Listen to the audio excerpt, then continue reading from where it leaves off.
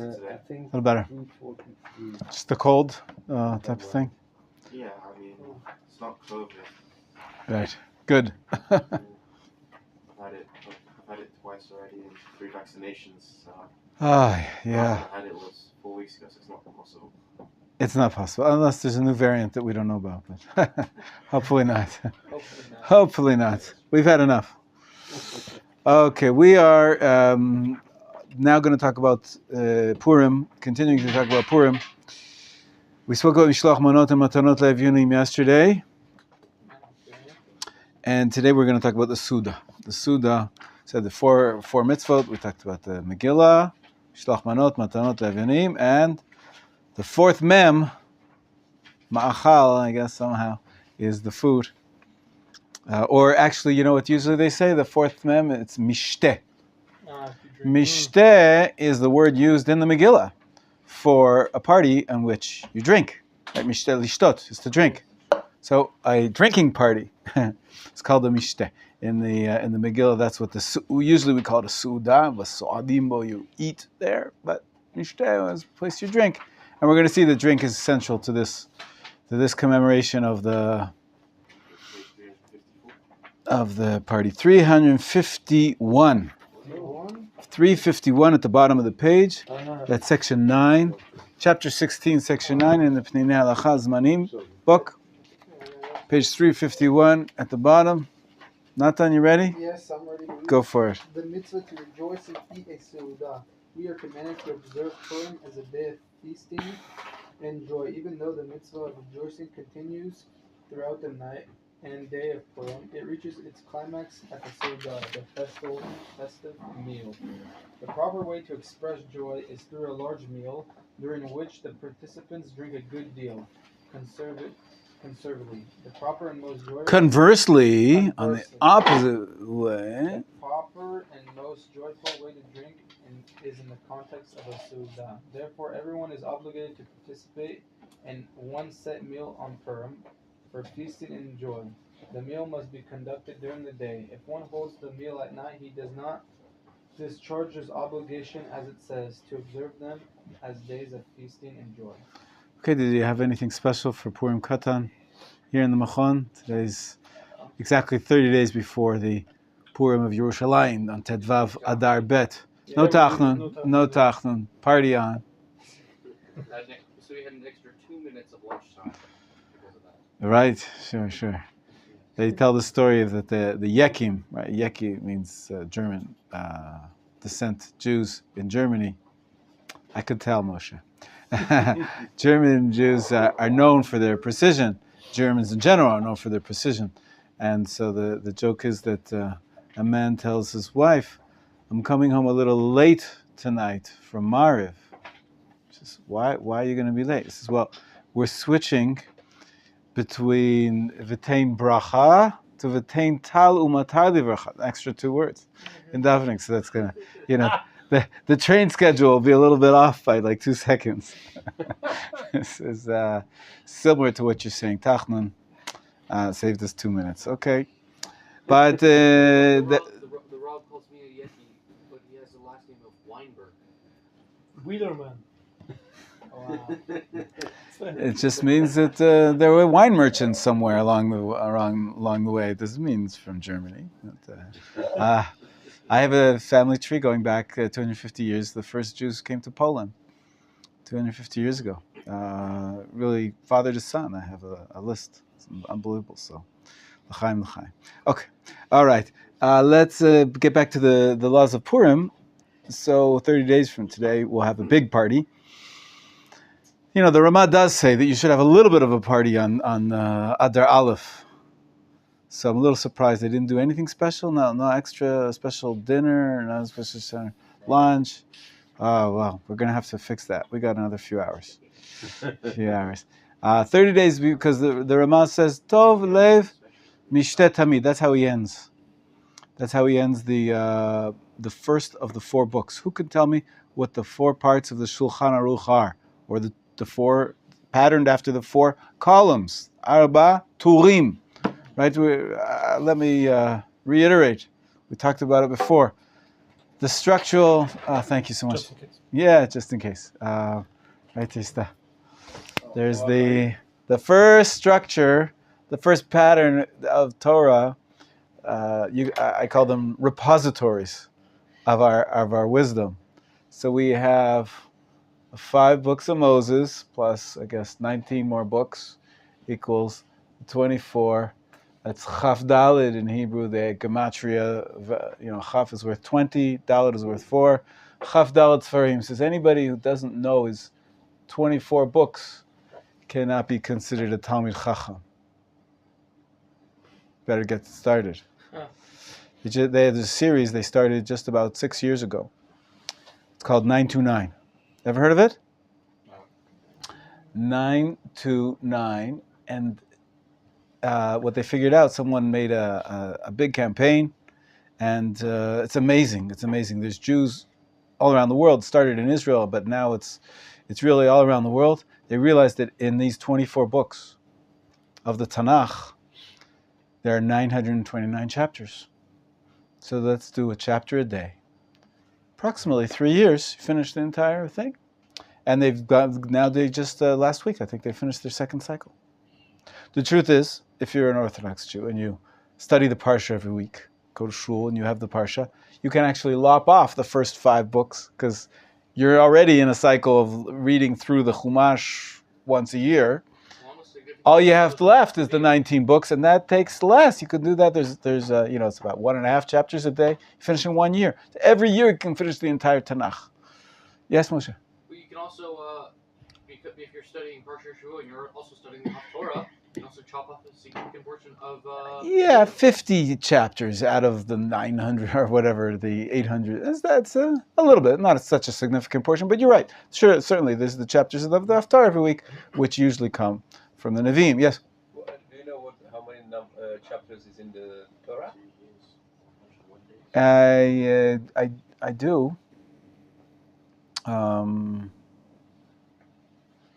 But I can't tell you. I know that. I gave you this chart. So we I got gave you a chart. If you have 90. your papers, you should have your binder with all these Yeah. charts I gave you, and on one of them it has the number. Sorry. Yes, 50 plus 40 is 90, plus 27 plus 36 187. plus 34. 187. There you go. That's in Torah, in the 5 books. Yeah. So all that leaves is about 800. Like I said, 800 for the Nevi'im. If you do 2 a day, pretty much you got it in 2 years. In 1 year, 2 a day. If you do 2 chapters a day, so it's as it says, the Torah says, "Lo b'shamayim hi." It's not in heaven. You can do it. You can do it. You can conquer the Torah. Vini, vidi, vici. Yeah? I came, I saw, I conquered. That's it. Came to Machon Meir. I saw the books. I did it. I conquered them. I learned them. So this is the basis. Okay, this is the first structure we have of the Bible. But then there was a restatement of it, very, very important restatement, which included a lot of the traditions from the oral law, and that's well known as the 6 Sidarim, not Sfarim, but 6 Sidarim. Seder is a Seder, like an order. It's called the 6 orders of the Mishnah, which have about 600 chapters. Each one's about 100 chapters.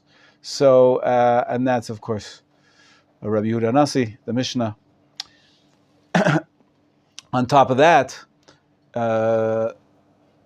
we also have afterwards the Talmud, the Gemara. Mishnah, the Gemara, many times we call it the Talmud. So this is the restatement, if you will, or the complete statement of Judaism. Good morning. For ever since, this is about.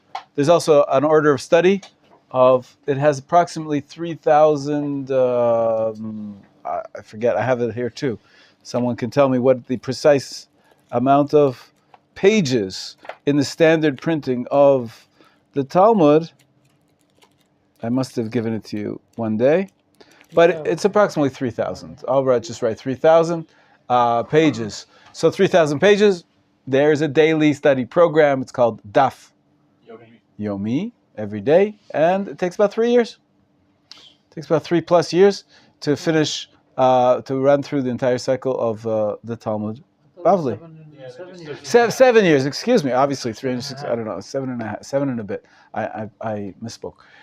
That's the second, right? So this is number one, the structure of this repositories of Torah. The third repository of Torah.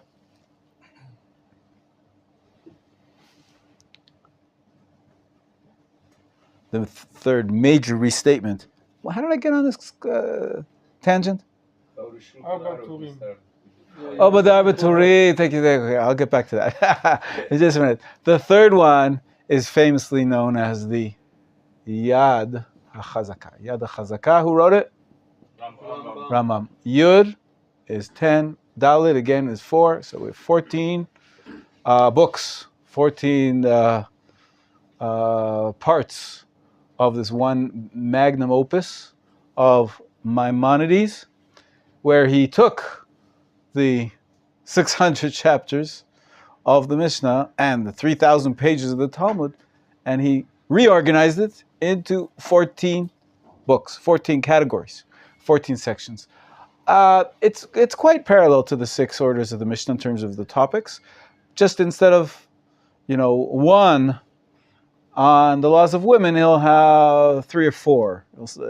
So it blossomed because, the 6 orders of the Mishnah. Then you have the Gemara on top of it, and some of the tractates of the Gemara are very long. In any case, this was really an unbelievable restatement of the Torah, of the Jewish tradition. The fourth major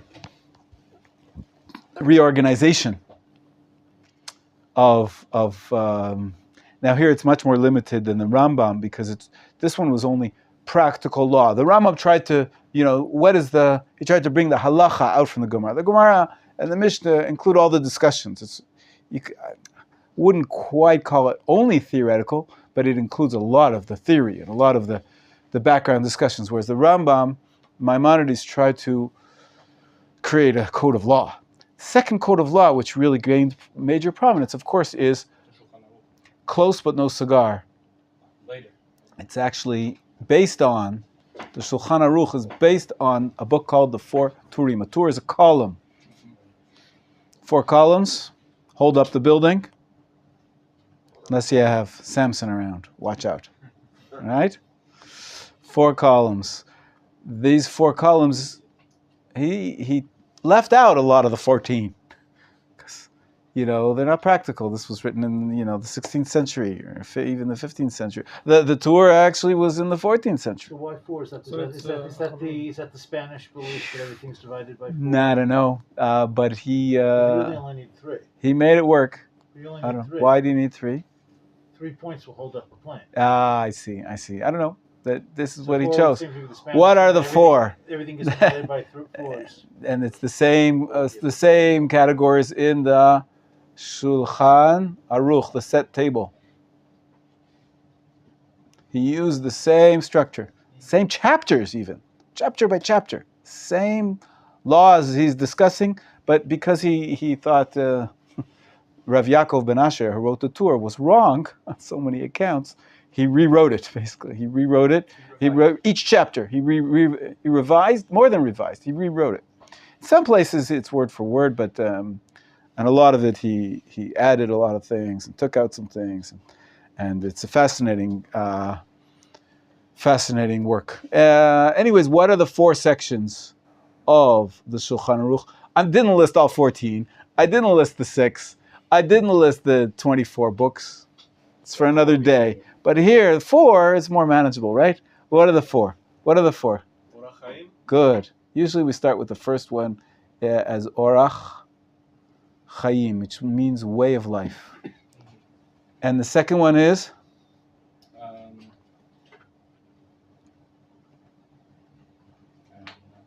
Yoreh De'ah.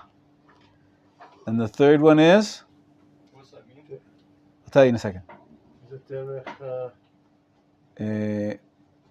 Choshen Mishpat. You should know that from the Parsha. And the last one is Even Ha'ezer. I don't know if you can see that, but it's a little bit small. Orach Chaim means the way of life, and it refers to daily mitzvot, daily rituals, and the holiday rituals, weekly, so obviously weekly and yearly, and includes talit and tefillin and all the stuff which is the most common, you could say, the most routine, the way of life. It's a daily, the Jews' life cycle and daily cycle. Next is Yoreh De'ah. Yoreh De'ah means to teach. Yoreh, we said hora'ah many times. The word Torah means instruction. Instruction of knowledge. De'ah is knowledge. Okay, but that doesn't give a hint to what the content is. The answer is it's primarily ritual law, kashrut, nida. Also avilut is in there. The laws of tattoos, all sorts of ritual mitzvot, that we don't really know why some of them are, but they're not, the criminal law or civil law.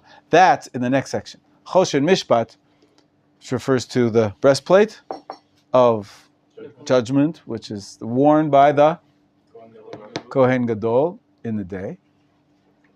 Choshen Mishpat, it has the word Mishpat in there, so obviously it has something to do with judgment, and that's civil and criminal law and torts and damages and neighbors, and that's pretty much surprising that it's even part of Jewish law, because it's not ritual, it's not religious almost, it's civil. But the Torah, we just finished Parshat Mishpatim, it's full of civil laws and criminal laws. Okay, Choshen Mishpat, and finally Even Ha'ezer, which means the stone of help, which of course it was a specific place in Sefer Shmuel, if I'm not mistaken, right? There was a sort of like a civil war between David's soldiers and Shaul's soldiers, and it wasn't pretty. Anyways, there's a place called Even Ha'ezer, the stone of help. Why he chose that as the name for this section of the tour, I'm not sure. It has to do with family law and women's laws. Sorry? Mourning actually stuck into Yoreh De'ah as a religious obligation, but it's primarily the laws of women and forbidden marriages and permitted marriages, and Even Ha'ezer deals with family law, essentially. So those are the four sections, okay? So what do you think is the most studied by beginners? Orach Chaim, of course. Everybody has to know how to put on their talit and their tefillin, and to, get up in the morning, and how to keep Shabbat and the festivals. And what do you think is most studied by rabbis? The ritual stuff. Yoreh De'ah, exactly. I think we mentioned the other day that when a rabbi gets smicha nowadays, he gets a document that says Yoreh. He's allowed to teach, to instruct. He's allowed to give psak, really, is what it means. He's allowed to instruct others in. He's certified to give proper psak. That's Yoreh De'ah. The Torah was based on the Shulchan Aruch, or the Shulchan Aruch based on the Torah? Shulchan Aruch based on the Torah. Torah came first. Yeah. He's the one who created these 4 columns. Shulchan Aruch just piggybacked on top of it and restated it and rewrote it, essentially. Yeah. Was he correct to do so? No, why not? Why not? He thought so. Who am I to say? After Rav Yosef Karo, the author of the Shulchan Aruch, he had tremendous respect for the 4 columns of Rav Yaakov ben Asher, because otherwise he could have said, forget this 4 columns, I'll write my comments on the Rambam's 14 books. Or, I don't know, I'll use the standard division from Rav Yehuda Nasi from year 200. My question was, is in terms of, do some people hold by one, some by the other? Does everyone hold by one? it's not so black and white. Everybody holds by all of them, right? All these different opinions and different laws. It's all part of Torah. Bottom line of how we, how we paskin, meaning how we decide a halachic question, usually takes into account all of these various opinions. It's hard to give a formula, this one always wins over that one. There's just so many exceptions but there is a major thread, a major stream, if you will, and then there's the offshoots of the major stream of how halacha gets decided. A lot of it has to do with communities, what the practice becomes. It's not a clear formula that I can give you. This one always wins over that one, and so forth. I don't know about between the Torah and the Shulchan Aruch, but between the Shulchan Aruch and the Mishnah Berurah, depends on your minhag. That was hundreds and hundreds of years later. It's a commentary on the Shulchan Aruch, right, which was his major goal was to collect, right, the Mishnah Berurah, written by the Chafetz Chaim, 19th century. We have it right behind you. It was a commentary written on the Shulchan Aruch from the 15th century. So we 400 years of commentary of other people's discussions that the Mishnah Berurah said there's just too much. I have to summarize it, and I have to, try to bring it down to bite size so that people can actually know what to do. And so it became very popular. But, and this is what I wanted to, now I'm going to get close to my point, and I'll take your question, Moshe. It's a Short question? Okay. Short statement. If you are on Safaria, you open up the table of contents, you scroll down a little bit, it has a calendar. It has Parsha Shavuot, Haftorah, but it also has the Daf Yomi, the 929, but today's 929 is Bereshit 9. A daily Mishnah, a daily Rambam, it has all these, these different you just systems. You do a little bit a day, you can get really smart. You can get really smart. Sorry? Could I even be as smart as you, Rob? Never. Hopefully much smarter, Moshe. Hopefully much smarter. But I want to, with so many tangents, we're not going to get back to the laws of Purim. So I just want to rein it in a little bit. I could go on forever. But an additional thing, so what was I quoting to you before? The Mishnah Berurah was written, unfortunately, he only lived to be 105 or something. And he only managed to write his commentary on the first of the 4 columns of the Shulchan Aruch. All of the other sections of the Torah and the Shulchan Aruch, we don't have the Mishnah Berurah's commentary. We have other commentaries, lots. As I said, hundreds of years. But the 19th century summary of them, written, and famously became so popular, this we don't have on any of the other sections. So therefore, the last siman, it's called, the last chapter of Orach Chaim, I didn't give you a complete rundown. The tour had commentaries by Rav Yosef Karo and Rav Moshe Isserles, who both, took issue with and commented on how they think the halacha is different in Germany, the halacha is different in Spain. He read the sources, incompletely, whatever it is. And then Rav Yosef Karo said, the truth is his students came and said to him, your commentary on the tour is very good. It's so good, but it's very long. We need something shorter. So he said, okay, I'll write a short restatement of it. That's the Shulchan Aruch. Really, his magnum opus is his commentary on the Torah. It's called the Beit Yosef. Yosef was his name. But the Shulchan Aruch was his restatement, as I said. And what about the other commentary from the Ashkenazic world? Rabbi Moshe Isserles from Krakow, the Ramah, known as. Till today, his shul stands in Krakow. People go visit. Rabbi Moshe Isserles, it's called the Ramah Shul. Sorry?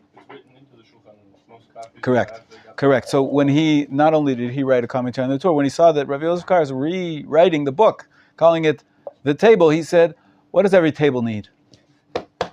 Well, spice. Spice, but more than that.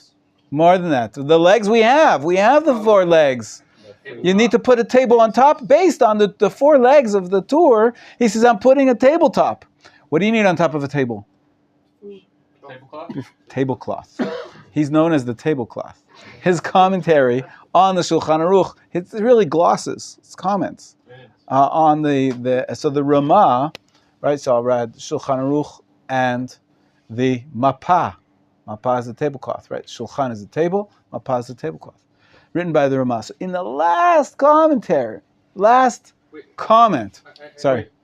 Yeah, go ahead. The name of the Ramah's commentary on the Shulchan Aruch is the Mapah. Really? The Mapah, tablecloth. Yeah. That's what he's called. I don't know if he ever called it that name, but that's what we call him. We call him the Mapah. Usually he's called the Ramah. I'll show you one day. In any case, in the his very last statement, in the laws of Orach Chaim, believe it or not, talk about the laws of Purim. Purim. Well, because he went through all the daily laws, then went through the laws of Shabbat, and then he went through the laws of Pesach and Shavuot and Sukkot, and finally he got to Purim, the rabbinic holidays at the end, Hanukkah and Purim. And the very last comment that he makes at the end of the Orach Chaim section is about Purim Katan, which is today. And he says, all we do on Purim Katan is just to really not say Tachnun, but some people have the custom, he brings, some people have the custom to make a party, a little bit of a party, because it's a little bit Purim. And his final comment is, he quotes Mishlei, which is one of those books up there, which statement which says, Tov lev mishte tamid.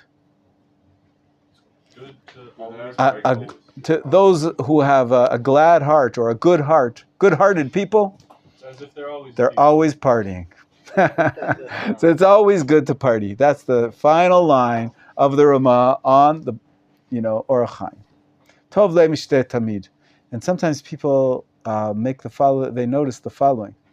The first comment of the Ramah at the beginning of Orach Chaim, chapter 1, also has the same word. His comment starts with Shiviti Hashem lenegdi tamid. I place the Lord in front of me always. So we have the word always, having the Lord in front of me, at the beginning, and at the end of the book we have Tov lev mishteh tamid. It's good to always be partying. So we have these 2 constant mitzvot, the mitzvot that are tamid, always party and always have God in front of you. The party is not without God. The party is not to forget God and just to go wild and release, right? And as it is in some cultures, which shall remain nameless. Starting from the Greek tradition, right? Tov lev, sorry? Yes, the Romans took it to a whole nother level. But famously known for their parties, right?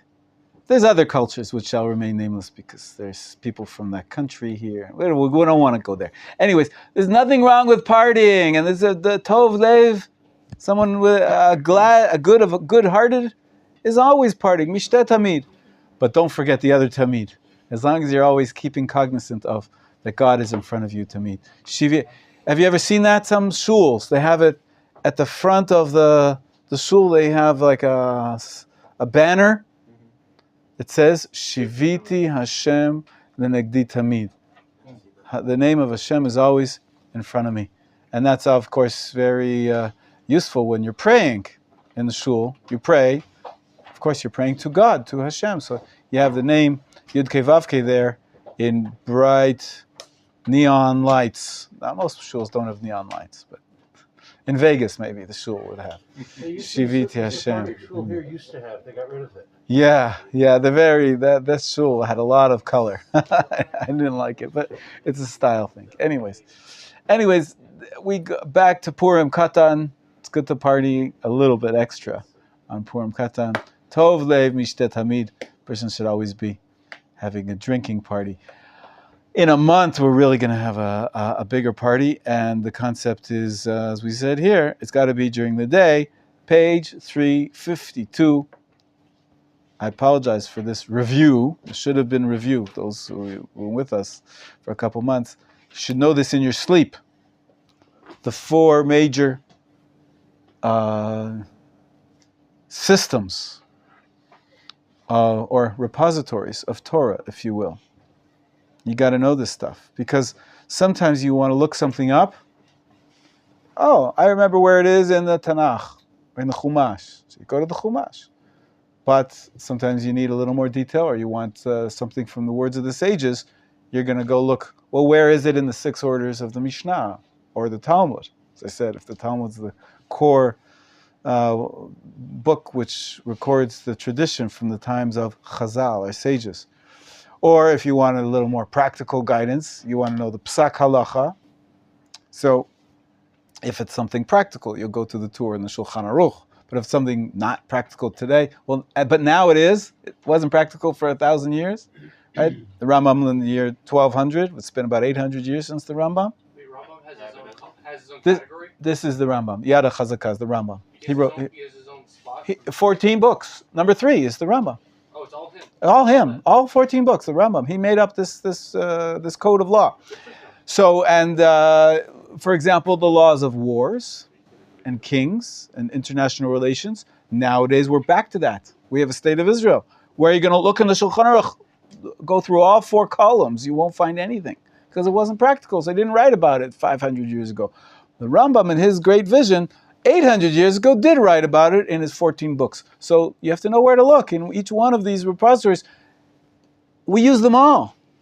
Sometimes a rabbi writing a halachic decision today will often quote all the way back to the books of the Tanakh. Say, we learn from the Tanakh that this is the general impetus, this is the values. How he has to work through all the restatements and all the different, the emphases that each one of these different repositories contain. And this is the bare bones explanation. Each one of these 4 have commentaries upon commentaries upon commentaries. So there's here we are sitting surrounded by books, right? That's why, right? That's what we're talking about. But these are the 4 major structures you have to know. The one, and I think I mentioned to you the other day that there's a little bit of a controversy now about Rav Melamed and his books. And someone pointed out, a friend of mine pointed out that these books that we use, series called Peninei Halacha, Pearls of Halacha. Some people, they complain about this particular psak, this particular verdict, halachic decision, or that one. Or some people criticize his politics. Some people criticize his religious politics. There's so many different... I think the whole thing's a witch hunt. But, I'm not a big fan of McCarthyism, and I don't like to talk about it. But someone pointed out, you know what's innovative? You know what's maybe getting people's backs up? Is that he might just be creating number 5. A new organizational structure. This concept of Zmanim, where it has the laws of Purim and Chanukah and Rosh Chodesh, and what else is in here? Sfirat HaOmer, Yom HaTzmaut. Never had that in any one of the previous organizational structures. Was that put together as a package. And he's got the book on we studied together on kashrut. It's a innovative collection, because he doesn't only have, we mentioned this at the beginning of the course, he doesn't only have the laws of kosher meat and non-kosher meat and shechita and milk and meat, and he also puts in there all the agricultural laws, which for many years remained only in the Rambam. Shulchan Aruch has 1 or 2 chapters about the agricultural laws, whereas Rav Melamed has an entire volume. The first half of the course was all about the kashrut of produce. And so he created a new book on kashrut, and maybe it's a little bit of an attempt to restructure Torah for our day in a new organizational fashion. It's not a finished work, but anyways, perhaps this is one of the things that are getting people a little bit riled. How could this young rabbi, he's not so young anymore, he's in his 60s, but in many people's view, because there's still 80-year-old rabbis around, and he's their student, so how can he, this young rabbi, quote unquote, go ahead and reformat the tradition that we have, the halachic tradition, and sort of make up a new code of law? It's unbelievable. So I think it's fine. Everybody should. You know why? The addendum to that idea is, you know why people are riled? Because he's succeeding. The most popular halacha book of the modern age. Over 1 million copies have been sold. I kid you not, of this series.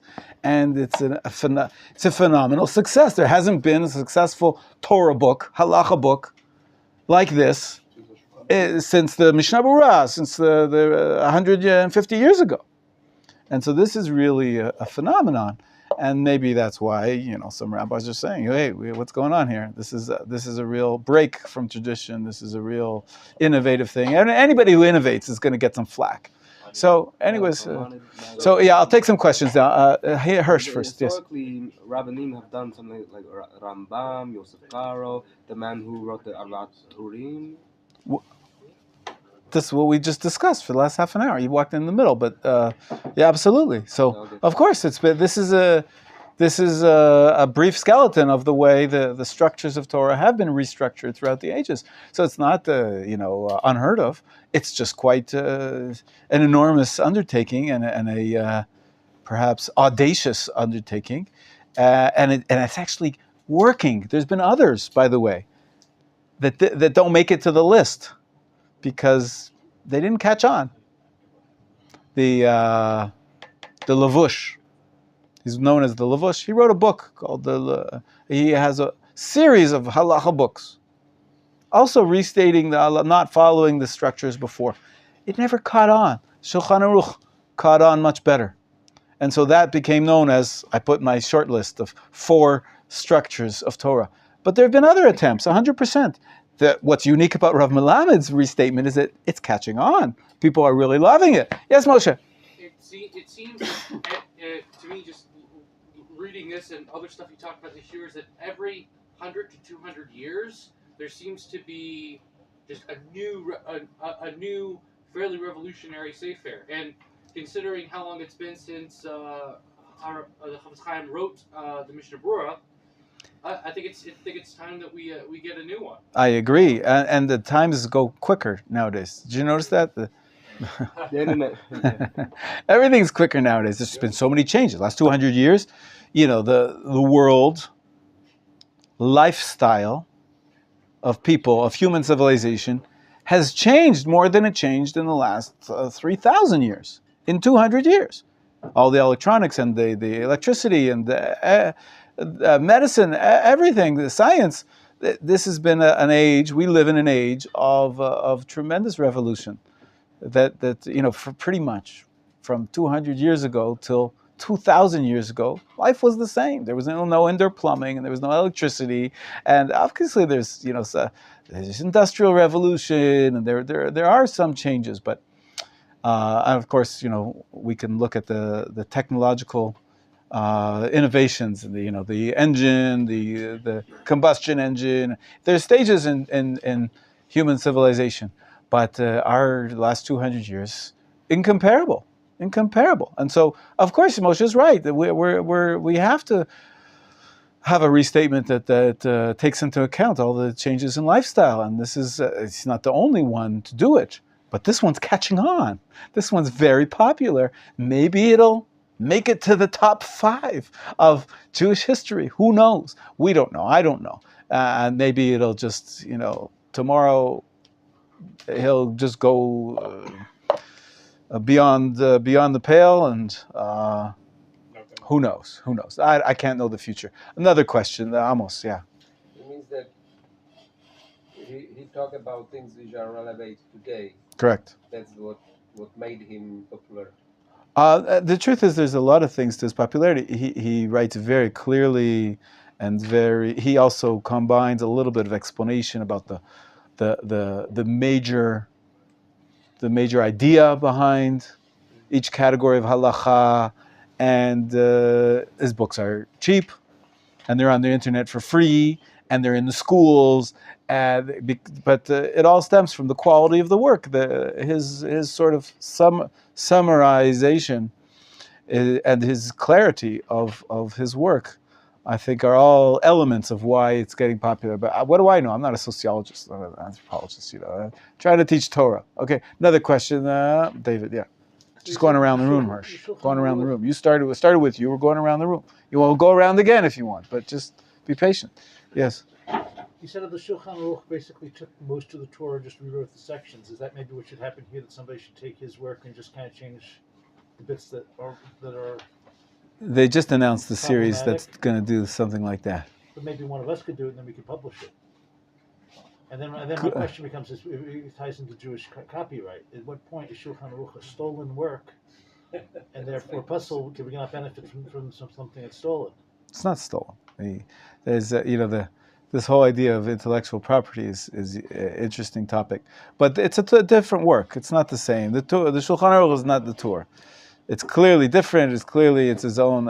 He chose the structure, and I'm sure Rav Yaakov ben Asher is sitting there, lying there somewhere, and thrilled to pieces that his 4 columns structure, it's still standing essentially because it was put a table on top of it and a tablecloth on top of it, and it was used, and more, maybe even more popular than the Rambam. The Rambam, it survived as well. There's 14 books. His Yad HaChazakah, his strong hand, that survived. Of course, the happiest of all is Rabbi Yehuda Nasi, his 6 orders of the Mishnah. That's what we study. We study the Talmud till today, and it's all causing God tremendous pleasure in heaven that his Jewish people are keeping the tradition alive. And what Moshe says, well, I'm noticing that over history, over a couple hundred years, we get a new type of restatement of the Torah, and that's exactly what makes the oral Torah alive and dynamic. We're not it's not a, what do we call it once? It's not spiritual archaeology. So a lot of people think, the Bible, we're the men of the book, right? We're the people of the book. So just keep going back to those 24 books of the Bible. They're missing the whole point. It's alive. It keeps getting changed. It keeps getting interpreted and restated every few hundred years, and is a major restatement. Of course, you don't have to wait a couple hundred years. As I said, there have been other attempts that I didn't make it to the short list that I'm teaching you now. But that's it. Yes, another question. In the Shulchan Aruch are mentioned the laws concerning heritage Israel, like the Trumat Mas. A little bit, yes, because he lived here as well. He lived in Tzfat, Rav Yosef Karo, and some of the laws did apply then, but it wasn't a very big part of the Shulchan Aruch. There's very little bit about it. Now that we're such a large population is here, we have new books that deal in much greater depth with those agricultural laws. Yes, Hirsch. So audacious innovations within scholarship regarding Judaism are always going to get some flack initially, but they only, in hindsight, are praised more once it gets caught on. I think that would be true. And the catching on part, how would you describe this process? Is it gradual over time? It's the people. The people. The Torah is not by rabbis for rabbis. It's of course we need leadership and the scholars, and that's why I sort of almost laughed at David's statements. Let's one of us write a book, and we're here in the fundamentals class. We're like learning Aleph Bet. Yeah, but 90% of the book's already written, or 95%. We just have to figure out the parts that are wrong and rewrite those sections. Oh, let me compare that to if you took. I saw it sold last year. I was in the museum. Use our notes from your class on the bits. I saw in the museum they were selling a copy of Einstein's theory of relativity. It's about 100 pages, maybe a little more. I can't remember. And that's amazing. Everybody knows this was a revolutionary theory. So I open it up, and It's all Greek to me. I couldn't understand a thing. It's all equations and that's so. You think you can just erase a line here or there? This is complicated stuff. You need to be a scholar of all of this to be able to be worthy of saying, I think here he's wrong. I think there he's wrong. Baruch Hashem, we have great scholars. We have rabbis who are doing that. But to think that one of us sitting here in this room could be on that level, I think you're missing something. Yes, Hirsch. Anyways. So, the way it catches on is always like the people.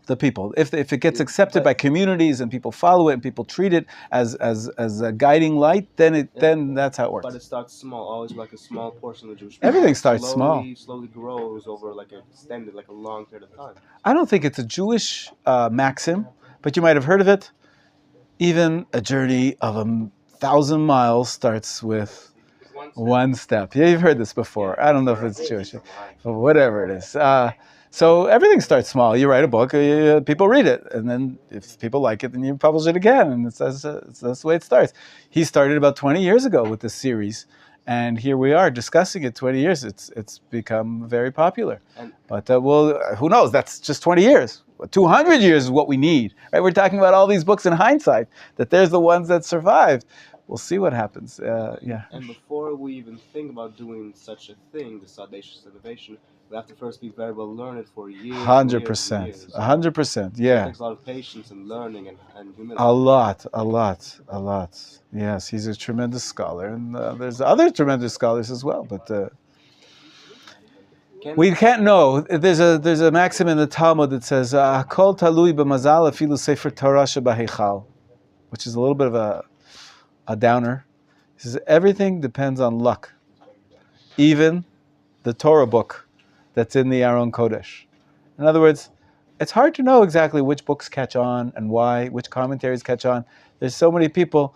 There's so many commentaries, on each and every stage, and they say, I don't know why his book is more popular than mine. Everybody's buying his book. My book's much better, and they may be right. Some things we can't explain why. That's what I really believe, that God guides Jewish history. And I can't tell you the exact formula of what's going to make your work popular. You can do everything right, and then it just won't catch on. And people won't. That's again, sociologists, anthropologists can go ahead and give you explanations about what's going on. But it's hard to say. Usually, hindsight is much smarter. Yes, Moshe. So, if all of this is like you can compare it to Einstein's theory of relativity, what would be, in your opinion, like the equivalent of Hawking's A Brief History of Time? I'm serious. Like I don't know if you've read it, but it's like it takes all of that stuff that Einstein wrote and it simplifies it in a way that a layman could understand it. You could compare Penina Halacha to that in some way. In some ways. Halacha, or is there anything else? Oh, there are many other books like the Penina Halacha.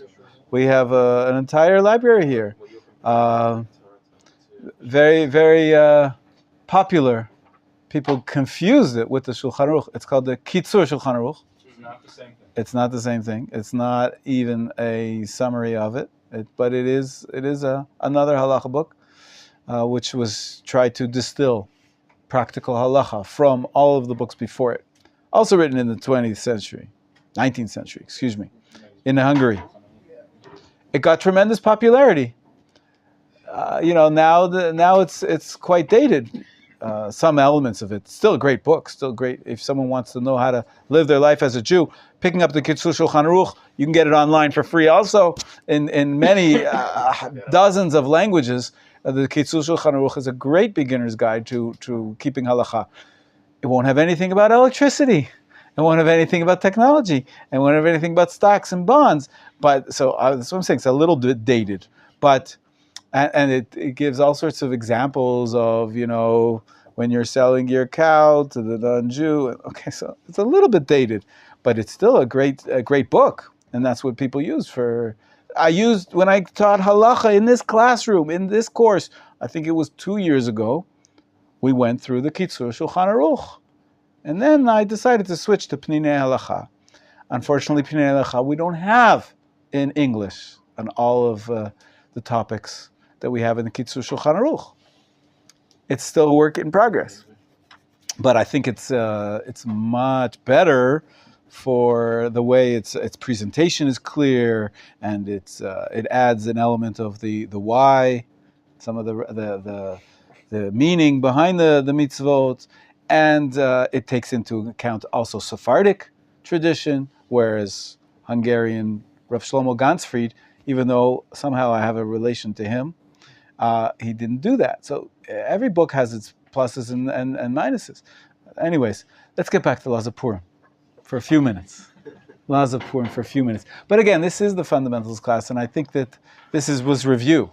For most of you, it should be review. I've done this before at the beginning of the year, a couple months ago. You weren't here, David, but I've even shared with you, all of the Sdarim of the Mishnah, what they're called, and all of them, the parts of the Rambam, all of the parts of his Yad HaChazakah, and of course, the 24 books. In the other shir room, I just put up some posters, right, with all the names of the books and a little bit of a summary of what's in each one. By all means, in between classes, hang out there and you can read those posters. So this is really just a review and a summary. I don't know why I did this today, but there must be a reason. A lot of you were not here then. Sorry? It's part of fundamentals. It's part of the fundamentals, yeah. If you didn't all know it, so then there's a good reason to review it. Anyways, let's get back to Laws of Purim. Page 352. Okay, Ravid, will you read for us, please, the second paragraph? Even though the obligation to conduct one festive meal, you see that, page 352? Even though the obligation is to conduct one festive meal during the day, there is nevertheless a mitzvah to conduct a meal on the night of Purim, serving foods that bring joy, and to eat and to drink a little more than usual. Okay, stop there. This one small sentence, good morning. This one sentence is kept with tremendous chumrah here in Machon Meir and in most places around the world. The nighttime party is a big deal. A lot of people have a major meal, of course, even though really the mitzvah is for the daytime. This is an extra meal. There's nonetheless a mitzvah. It means it's a good thing to conduct a meal on the night of Purim. And you serve food and you dance. Sometimes even drink a little more than usual. But don't confuse this with the real mitzvah of drinking on the daytime meal, which we're going to talk about in detail. People get a little carried away because Purim just started and you're having a festive meal and you should be conducting a festive meal, but don't confuse it with the real thing. Right? Coke is not Pepsi, or Pepsi is not Coke. The real thing is during the day.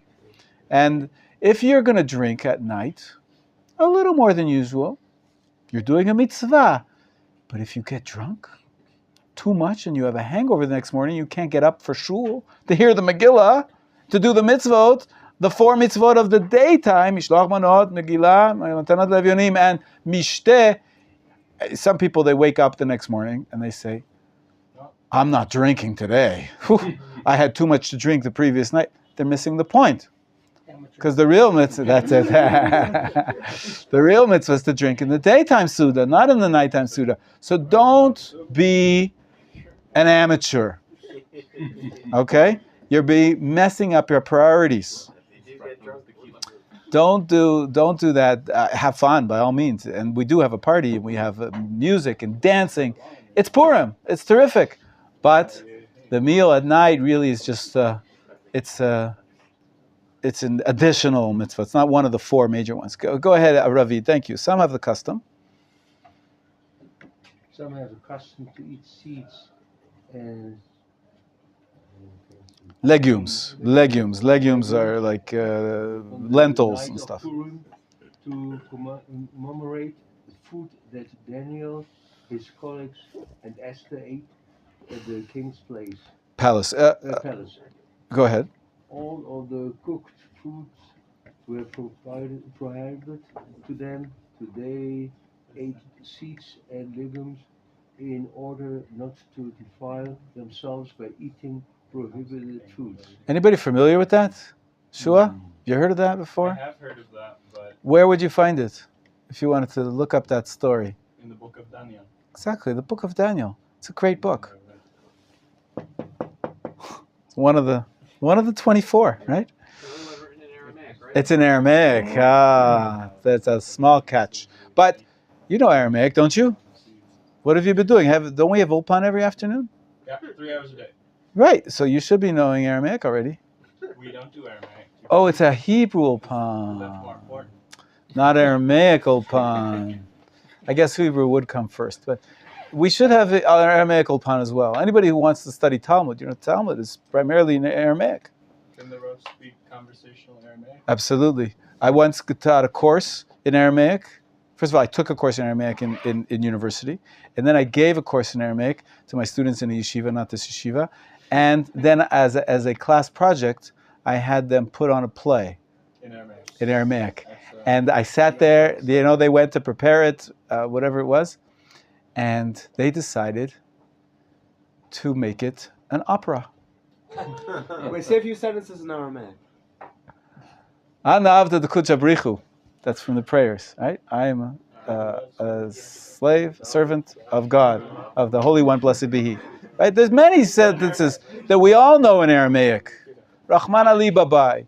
We say it in the prayers. So many. We say the translation of Kadosh, Kadosh, Kadosh, Hashem Tzvakot, Lo Chol Haaretz Kvodo, Tadat Nirucha Min Shmaya, Shmait, Kalzia Sagid, the Mekadshim V'Amrin.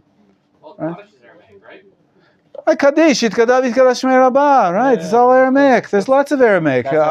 Yeah. So yes, we use Aramaic together with the Hebrew. But you're right, Ulpan in Hebrew maybe is the first priority. Ulpan for Aramaic will come next. Anyways, the book of Daniel, the last I heard, it's been translated. At least once. Probably every language in the world has a translation of Daniel. So if you speak, Swahili, you could find the book of Daniel in Swahili. The Christians use it a lot. Absolutely, and Chinese and everything you want. So the book of Daniel tells the story how these young children wanted to keep kosher, even though they were in the palace of the Persian king. And what did they eat? Seeds. And why did so we have accustomed to eat seeds on Purim? What does Purim have to do with the book of Daniel? Well, it was the Persian kingdom, and there is a tradition that Esther, Queen Esther, who was taken to the palace, she also followed in the footsteps of these Jewish servants, and she also probably ate seeds and legumes, and it was a big deal because they were supposed to be healthy, and the person in charge says, guys, this one's the person in charge there, the minister who was in charge of the health of all the servants says, you can't not eat meat and all the other stuff that we're eating, who knows what they were eating, because you won't be healthy. That's my job. And they said, give us a chance. Let's try. And he let them, gave them a chance, and they ate the seeds, and they were just as healthy as all the others, and it actually turned out to be, they were the best of all the others. So they got away with it. But this was a very difficult endeavor that they took upon themselves to keep the kosher laws, even in trying circumstances. And it's very inspirational. So it sort of fits together with the Purim story. The Jewish people keeping to their identity against the assimilation in the Persian Empire. And that's why there is a custom to eat seeds on Purim. Okay, yeah, 1 second, please. Yes, there's questions here. Yeah. You taught us that we can daven in any language we understand, or in Hebrew because it's Lashon Kodesh. Okay, true. How then do we daven in Aramaic when we don't understand it? It's a problem. You have to understand it. You should translate it. You should understand it. By all means, use a translation. Okay? Most of the prayers are not in Aramaic. It's just a few lines here and there. And the few lines that we do say, usually it's a translation of the Hebrew pasuk, which we said before. There's a few sections which are only Aramaic, and by all means, use a translation. Would we be better off saying them in Hebrew? For sure, if you don't know what you're saying, yeah. But the same logic, you say, why can't I say, if it's so common to say Kaddish in Aramaic, why can't I just say Kaddish in English? You could. but it's not traditional. Not traditional. Not traditional. Traditions are important. Yes, Michael. Aryeh, Yeshua, I need your attention, please. Yes, because I also heard like it's not allowed to say Kaddish by yourself, only with the minyan, because it's in Aramaic and something with the angels or something. There is something about that. There's something about this. Since we have 2 more minutes, we'll talk about Aramaic more another time. I'm just going to read the last paragraph, 352. There is a mitzvah to increase one's joy throughout the night and day of Purim. The more one rejoices, the more he enhances the mitzvah. Thus the Jewish people have a custom to sing, dance, get together with friends, study Torah, don't forget that. Eat good food, don't forget that either. And drink beverages to make one happy throughout the holiday of Purim. Okay? One must ideally prepare meat for I'm to the top of page 353, the main Suda during the day, because most people agree that eating meat makes one happy. One who's difficult eating meat should try to eat poultry, as poultry brings people joy as well. If one cannot obtain poultry or does not like them, he should prepare other tasty foods. Yes, you can have vegan, vegetarian, rejoice in eating them while drinking wine. We're going to talk more about the wine in just a minute. One must formalize the meal. Kovea seudah means you set a proper meal. In our tradition, it goes way back to the ancient times when the staff of life was bread. Till today, it still is considered to be a major food. And so to formalize the meal, you should have bread. Because according to some of the greatest poskim, a meal without bread is not considered a significant meal. It is a mitzvah to eat the meal together with others, family, members, friends, in order to enhance its joy. After all, one who eats alone cannot rejoice properly. There is a mitzvah, turning the page, to engage somewhat in feasting and joy on the second day of Purim as well, as it says, days of feasting and joy. In other words, residents of Jerusalem should rejoice somewhat on the 14th of Adar. People who live elsewhere should do the same on the 15th. And this year, you should rejoice somewhat on the first Adar, on the 14th and the 15th, a little bit. As we said, the Ramah, you see he's quoted, the Ramah. Who's the Ramah? Now you know. He's the author of the tablecloth. Right? The glosses of the Ashkenazi Rav Moshe Isserles from Krakow on the Shulchan Aruch of Rav Yosef Karo, who lived in Tzfat, who came from Spain. Tomorrow, Bezrat Hashem, we're getting to the exciting one, the mitzvah to drink, the laws of drinking, and the meaning of the mitzvah of drinking, and then we'll finish it off, Bezrat Hashem, the laws of the Seudah, and being tipsy and being drunk. Can you then daven mincha? Can you recite brachot? All this is coming finally with costumes and, as we said the other day, cross-dressing in Machon Meir. Okay? To be discussed tomorrow. Thank you. Have a great day.